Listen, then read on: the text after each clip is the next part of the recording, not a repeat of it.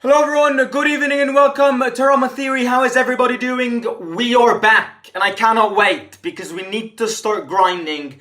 We need to start putting our mechanism to work and we need to start getting some points because as you will remember, it's been a while, but I'm sure everybody's got a good memory. We got 1 point, 2 points in our first 3 games. So 2 points out of 9, only 1 goal scored, not even a win. We need to do better. We had to do better. We've had a moment of time during this international break to definitely learn and relook at our mistakes and add more quality, add more chemistry, work with the new signings to then work on the chemistry and all of that. We've had time. Yes, a lot of our players were on duty with their own national teams, but a lot of these players stayed in Rome, reinforced their number one, communication skills, because a lot of these players don't speak Italian, so adding those communication skills between the manager and themselves is very important. But we've had a bit of time to breathe, even though we didn't really fatigue a lot in this start of the league. But yeah, look, I'm expecting a win. I'm expecting only a win. It's kind of that scenario, as you can read from today's title. Don't you dare fuck this up. It's very, very, very simple. We've lost far too many points in these first 3 games, and it's going to cost us at the end of the season. So it was like this last year as well. It's the same exact start to the season as last year. Last year, a false start costed us a lot of points and ultimately the Champions League spot. This time round, it could have the margins of being the same. So now that we've lost the points, we need to start going. There is no more time left to experiment in a bad way. There is no more time left to wander around and stick around the chaotic decisions and the chaotic and the confusionary decisions. We've had time to kind of build the best decisions, which ultimately could lead us to grinding more points. And I'm expecting a win. I'm expecting a good performance, a solid performance from the boys to kind of let go and make us forget what was a very bad start to the season. But how is everybody doing? Of course, match preview. I'll share a few words on Genoa as well. Then I'll speak about us and then I will unleash my Predictor 11, which I think is a very interesting Predictor 11. Hello to everybody in the chat. Now, as always, if you can hit the like, it would be great. If we can get 99 likes on this video, it could not get more specific than that. It would be great. So if you haven't already, do hit the like and subscribe to the channel if you're new here or if you still haven't already. Right, early kickoff tomorrow, 12:30 kickoff for me. It's a Sunday. I normally wake up at 12:30. No, I'm kidding. I'm not that lazy in life. No, I'm kidding. I don't usually wake up at 12:30. I don't. I was joking. But I do wake up like an hour before the game. So hopefully I'll make it in time. No, I will make it in time. But yeah, it's a weird kickoff. We don't usually play at lunchtime. But it's an interesting one. It means that we'll get it done with early, and then we'll have the whole afternoon to look at all the results and see what we grinded in the game week. Juventus are currently playing 0-0, I believe, at Empoli. Empoli are holding back. Right. I'm going to share a few words on Genoa to kind of introduce the team. I have to say that I definitely think Genoa is worse than last year. I think the team shows it. I think on paper, last year's Genoa was way better than this year's. Now that does not mean that they are a worse team. I was definitely more skeptical in facing Genoa last season on paper than what I am this year. The reason being is, of course, last year they had Gudmundsson, which what a player he was, always scored, saved my Serie A fantasy league. He made me win it single-handedly with Çalhanoğlu and Dybala. What a player. He had an incredible season, goals galore, assists galore. And of course they also had Retegui, interesting striker who needed a jump up in his career. He went to Gasperini's Atalanta and look at him, he's going to turn out into prime Ronaldo. under Gasperini and under Gasperini's drugs, but we're already used to that. Yeah, they had more quality last year, and ultimately, the quality that they had last year, they distributed on the pitch. I think Genoa last year had a season which over-exceeded expectations by a mile. You know, they were a newly promoted team last year, and they managed to avoid relegation with like 10 game weeks in hand, and they were never really in a doubt of going down. So I think Gilardino did an incredible job last year. I think he's doing an incredible job this year. You know, Genoa is coming from a draw against Inter, always a good result, a win against Monza, and then a false defeat against Verona at home. But, you know, it's the uncertainties of the first game weeks of the season. It's the doubts. You know, first game weeks of the season, everything can happen. It's still very unpredictable. I like Gilardino as a manager. I do. Again, there's this tendency now in Italy of appointing club legends as managers. You know, we're doing this right now with De Rossi. Juventus did it with Pirlo and failed. Genoa are doing it with Gilardino. You know, it's kind of a tendency of appointing your club legend as a manager. Sometimes it works out, sometimes it doesn't. I think Gilardino up to now has displayed his ideas very clearly. He knows what he's doing, and ultimately he's grinding results. He was never really in a sacking negativity wave moment. He was never really in doubt. He always kept a good path with Genoa. Now, that doesn't mean that Genoa are going to win every game, because that's not what Genoa do. The objective for Genoa, in my opinion, is avoid relegation, but I don't think Genoa are close relegation quality, and ultimately try and get in the left part of the table. That is their goal. They're going to lose games, they're going to win games. And adding on to that, with the quality they had last year, they completely destroyed us in the first game of the season, where we lost 4-1, and it was kind of the start of the bad Mourinho period. So yeah, it's a tough stadium to play in. I always despise playing in this ground. It's a fascinating ground. It's probably the most English-styled stadium in England. It's a very interesting one. I was there a few years ago, and yeah, it's close to the sea. It's very humid, very deep, kind of delved down. It's a weird one, but it's a fascinating one. So yeah, I'm gutted not to be there tomorrow, but again, there will be away games this season that I will be going to, so stay tuned for that. Right, speaking about this season's Genoa, of course, they've lost some quality, but they've added some quality. They got Pinamonti from Sassuolo. They've got a few players who are missing, who are going to miss this game. Messias and Miretti, who's on loan from Juventus, are going to miss this game due to injuries.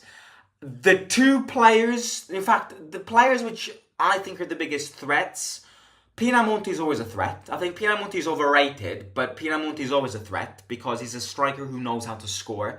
Like, he's a striker who knows how to bury them. So if you give them the chances, he'll bury them. Frendrup, I think, is their biggest player. I think he sets the play well, underrated player, had a great season last year, and will want to get back to those levels this year again. And Vitinha from Marseille. They added Vitinha from Olympique Marseille, who has had a good start to the season. Yeah, that's Genoa. I think, again, I'm expecting a win tomorrow. I'd be very disappointed and fuming if we don't win tomorrow. Like, I am going to actually lose it if we don't win tomorrow, because we need to start winning these games. I am so done with Roma losing constant points against teams which, with the quality you have, you should be annihilating. Now, I'm not expecting a 5-0 win. No, I'm expecting a 2-1 win, 2-0 win. But the most important thing is that we win. I don't care how we win. I don't care how much we win. We need to get the 3 points. Because at time of speaking, we're 18th in the league. I don't want to be there. I mean, it's not the time to look at the table, yes. But it irritates me seeing my team in the 3 relegated sides. So let's do this jump. Let's acknowledge our mistakes and let's improve. And let's stop always kind of falling down in our own shit. So I want to win, I need to win, and I think we'll win tomorrow. I think it's going to be a close one. I do think we'll concede. I think it's going to be a 2-1 tight game. One of those Roma, massacres, we call them. Yes, as Roma fans, we could easily call them Roman massacres. You know those 2-1 wins where we score 2 goals, a game looks like it's done, then Genoa reopens the score, and then it's like half an hour where your heart stops every time they attack. It's going to be one of those games. I've already predicted it, so prepare your medicines because they're going to be needed tomorrow. But I think we'll win. I think we'll get through. We'll get through. Yes, we will. Right. Us. Of course, there's a big dilemma around Roma, which again is used to destabilize the environment. This time round, however, it is not the fault of the press. It's the fault. It's not the fault. I think if the ownership wants to follow a hardline path, then it's the correct job to do. And in the last live stream, I defended Zaleski. After seeing the context, Zaleski can absolutely fuck himself, you know. Because, of course, we're preparing this game with the Zaleski dilemma, Zaleski being placed out of the first team, which I was not aware of, but Zaleski refused a contract extension. You know, in the last live stream I said, well, now that Zaleski has shown loyalty, he needs to accept a contract extension. Well, it looks like Zaleski has refused a contract extension and has refused a Galatasaray move, which is why Roma have put him outside of the team, justifiably, can I just say, because you just do not go against a contract extension and then go against a move which could literally save your career. Like, that is being disrespectful to the team which has grown you. So Zaleski can absolutely fuck himself. And look, if he accepts a contract extension, like De Rossi said in the press conference this morning, bring him back. But if he doesn't, he can rot on that bench. Because if he thinks he's leaving as a free agent after being shit for 3 seasons, then, mate, you're not at Disneyland Paris, you know? You're not like, oh yes, let me go to Disneyland. I'm not going to accept Galatasaray because I don't want to go to Turkey and ruin my career. But I'm not going to accept a contract extension because I don't want to be here anymore. So, you know what? Let me leave on a free. That's not how it works. If you leave right now. And in fact, you bottled the chance because you could have left. And we would have earned quite a lot of money for you. You've refused that. You've refused a wage increase. You've refused Galatasaray. And at the same time, you've refused a contract extension. What do you want more? What do you want more? Kiss on your ass? This is not how football works. So until Zaleski, if Zaleski decides to extend his contract so that we don't lose him as a free this summer, until he does that, he can rot, he can do whatever he wants outside of the team. Like, I genuinely do not care because we're already covered in that position, and frankly speaking, we don't need to be widows of a player who's been shit for 2 seasons. You know, this hard line, I like this. I like the approach that the ownership is having.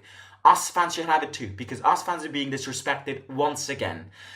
So, upon this Zaleski dilemma, of course, we're building this game. Look, I will unleash my predicted 11 in a second. I think there are going to be some risky moves, but some beneficial moves. I think De Rossi has understood that kind of with the pressure of us fans. But again, you know, De Rossi also in today's press conference once again said again, Paredes, Cristante and Pellegrini get way too much hate. Seen the results that we've achieved last year when I was the manager. You know, I agree. I agree. Look, I am against the hate that they receive. Even if I admit that sometimes I am the one who puts Cristante under handcuffs, I do agree that the hate is a lot. That the Pellegrini, Cristante and Paredes get some good hate, but they get undeserved hate as well. But, you know, that does not mean that they need to start every single game, because we need to search for better solutions. We need to search for some solutions which ultimately haven't brought us and will not bring us down the same path. So, putting Pellegrini out for a game and starting Pizzilli ahead of him, I think would be a good move. You know, I think it's a brave move and it's a beneficial move. That does not mean that Pizzilli will start ahead of Pellegrini every time. But in sometimes you gotta be brave. And I think seeing what has been said against him in the first game weeks of the season, I think tomorrow we will see a lineup with a lot of risky but brave moves, which ultimately could benefit the result.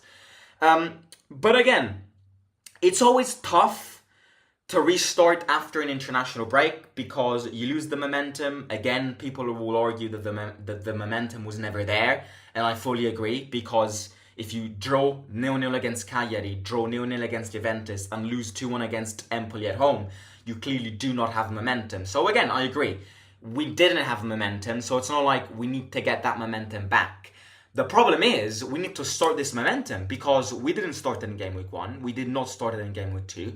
We kind of started in game week 3 against Juventus. Now, can we continue from that performance, which wasn't a bad performance? A 0-0 draw in Turin, I always take it. So, can we build on it? Or are we going to go good result against Juventus, I keep that point, golden point, international break, and then catastrophe against Genoa?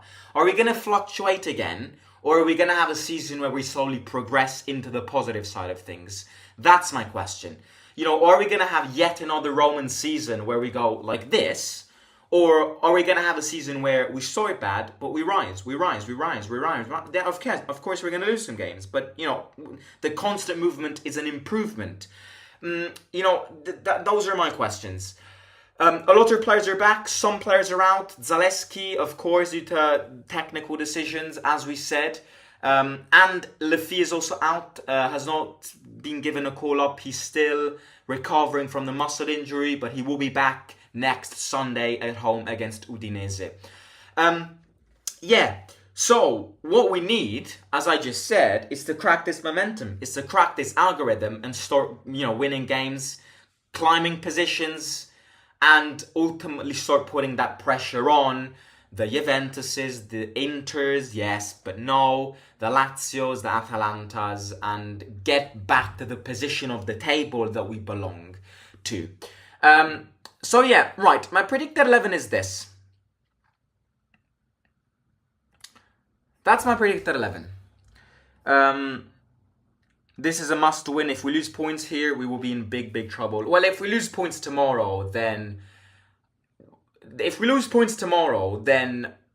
season is still early, but there is no possible way you get Champions League football if you don't win these games. And plus, you never win big games. Hopefully this season is different and we do start winning big games, but seeing the pattern of past seasons, we never win big games. So you kind of restrict yourself to these little games. So if you fuck these little games up as well, you're just never going to get top 4. If we lose tomorrow, we're not going to get top 4. I mean, I still think we need to get top 4, but I also think it's going to be tough to get top 4. I think the competition is big, and I think we've started badly. The league, the Serie A is too competitive to start your season 3 game weeks into the season. The season starts in August for a season, for a reason. I will never get tired of saying this. It's too competitive. We've lost 4 too many points. This league is too competitive. Competitivity is massive. If you want to stick around the competitiveness of this league and then you lose so many points, you lose chances. So again, which is why I say those points are going to cost us at the end of the season. This is my predicted 11. 3-5-2. I think seeing the decisions that we've decided, seeing the players that we bought in these last days of the transfer window, it suggests to me that the 3-5-2 is the scheme and the formation that we need to use. 4-3-3 can be used, but the 4-3-3 in the first 3 games brought nothing. It brought no goals. And we, realistically speaking, don't have natural wingers apart from El Shaarawy, who isn't going to start this game. So 4-3-3 is a risk. To start with the 4-3-3, you need world-class wingers and world-class fullbacks, and that's not something we have. 3-5-2 is interesting because I think defense and midfield with a 3-5-2 were sorted out.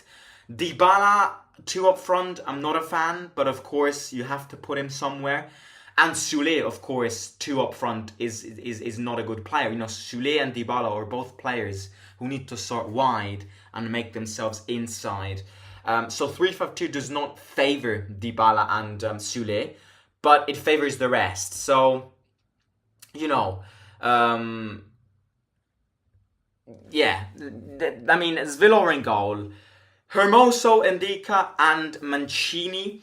The reason why Hummels won't start this game is because, of course, Hummels had an entire summer where he trained by himself. Training by yourself and training with a team are very different.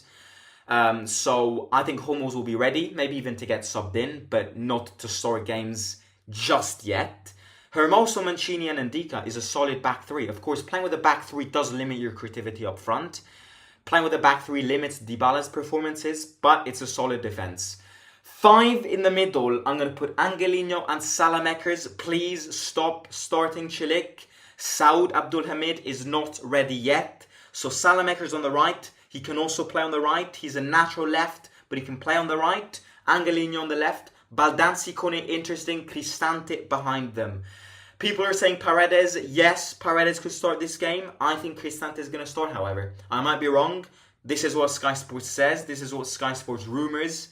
Sky Sports says that Cristante starting is more likely than Paredes starting, with Baldanzi and Kone in front of him to serve Dovbyk and Dybala. We need goals from Dovbyk. We need, more available performances from Dovbyk. We need goals from Dybala because we're lacking goals, and we need to get back those clusterness and those goals up front. And to get that, you need good support and good service. And I think Baldanzi, Kone, and Dybala needs to see Dovbyk score goals. The support that Dovbyk gets will improve. It's not perfect yet. It won't be perfect tomorrow, but it's something that will improve, and it needs to improve, because if Dovbyk starts games with players like Dybala, Baldanzi and Kone, all creative, fast players around him, and doesn't score goals, it's going to cost us games. We need goals, and I trust in Dovbyk, I trust Dybala, and I trust this starting 11 to get the 3 points tomorrow. Dovbyk had an injury, Dovbyk is back, and Dovbyk will start tomorrow. De Rossi confirmed this in the press conference. So that's my predicted 11. Right, I'm going to read a few comments and then I'll end the stream. The betrayal of the club towards Totti says everything we need to know about the ownership management. 6:30 a.m. kickoff, 3:30 a.m. kickoff. Well, good luck to the international fans. Fabregas retired from footy at Como, now he's the manager. Shomurodov needs to start from the beginning of second time.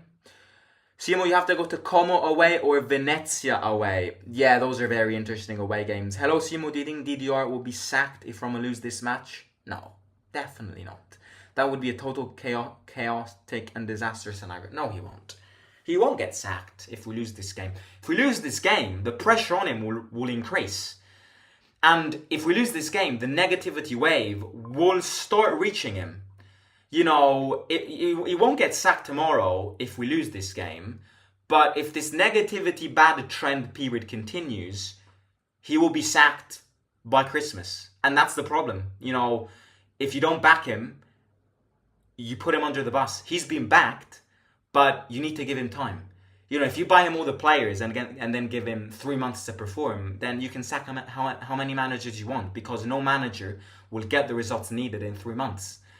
So back him, give him time. But yes, I agree. If we do lose tomorrow, he won't get sacked, but the pressure on him will massively increase. Dovbyk needs to start doing something. Hello, Enriquez. I'm all good. How are you? Hello, Germanicus. We need Baldanzi ball. Yes, I think Cristante will start tomorrow. We treat Zaleski awful. He is really a big Roma fan, as Bonik said. Well, if he's really a big Roma fan, then why do you reject Galatasaray and at the same time reject a contract extension and then leave as a free agent in the summer? That's not respectful. That's not what a big Roma fan like him does. And we did not treat Zaleski awful. It's Zaleski who treated us awful. So if Zaleski accepts a contract extension, bring him back. If Zaleski wants to be a cool kid and reject every team, because PSV Eindhoven wanted him, rejected him, Galatasaray wanted him, rejected him, but then at the same time he refuses a contract extension, Zaleski can stay on the sofa as much as he wants, because we don't need him. And this is the problem with these players. You are not Cristiano Ronaldo. You have been terrible for the past 2 seasons. Who do you think you are to say no to PSV Eindhoven, who, by the way, plays the Champions League, say no to Galatasaray, and then at the same time refuse a contract extension? Who do you think you are? You are a bang average player who, adding on to that, has been shit for the past 2 seasons. So, as far as I'm aware, if Zaleski wants a contract extension and accepts it, bring him back, start him, sub him in. If he doesn't, he can stay on holiday as much as he wants this season, because we don't need him, and surely we don't need such a disrespect from him. He wants to stay in Serie A. I don't care. I don't care. I genuinely don't care. You want to stay in Serie A? It's your fault, because nobody in the Serie A wants you, because you've been so bad in the last 2 seasons. So you see what I mean? I understand people defending Zaleski and being on Zaleski's side, but Zaleski cannot be defended in this situation. We are being used by another player like Zaleski. This is disrespectful. This is disrespectful because, okay, the thing is, you're an incredible player. You've been playing incredibly for the past 3 seasons. You feel cool and you want a big step up from PSV Eindhoven or Galatasaray. I understand it. You've played good. You deserve a better team. But you do not deserve a better team because you've been playing so bad. And, but what he wants to do is leave as a free so that a Serie A team wants him because he wants to stay in Italy. That's not how it works. So Roma have made it very clear, very correctly. You want to leave as a free agent? Fine. You're not going to touch the pitch this season, however. You're going to stay out. And this might change his mind. If he does change his mind and accepts a contract extension, as I just said for the 20th time, bring him back. If he doesn't, he can rot. And I couldn't care less. Because every time he got a chance, he never did shit. And frankly speaking, I've had enough of these players who think they are prima donnas, who think they're bigger than the club, and who think they are God inside of Trigoria. Nobody is God inside of Trigoria. Nobody. Especially Zaleski. And with that, I will end it. I will catch you tomorrow with a match reaction. Please do hit the like if you haven't already down below. It takes 2 seconds and it would support the video and the channel a lot. Also, if you've got access to Italian television tonight at 9:20 p.m.